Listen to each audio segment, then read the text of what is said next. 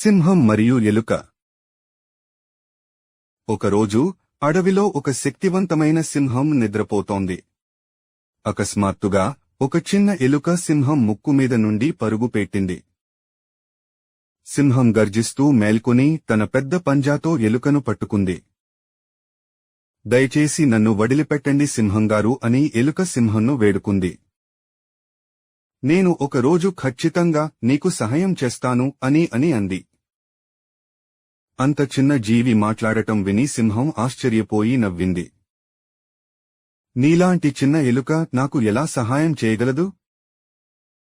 కాని ఎలుక చాలా భయపడినట్లు అనిపించినందున సింహం దానిని విడిచిపెట్టాలని నిర్ణయించుకుంది. కొన్ని రోజుల తర్వాత సింహం వేటగాడి వలలో చిక్కుకుంది.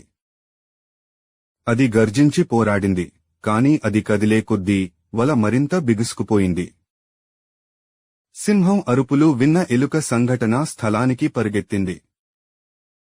అది తన పదునైన దంతాలతో వల తాళ్లను కొరికి సింహాన్ని విడిపించింది. సింహం ఆశ్చర్యపోయింది మరియు కృతజ్ఞతతో ఉంది.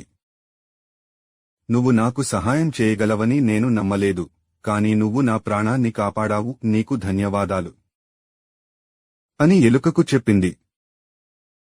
కథ యొక్క నీతి: దయగల ఏ చర్య ఎంత చిన్నదైనా ఎప్పుడూ వృధా కాదు. Please like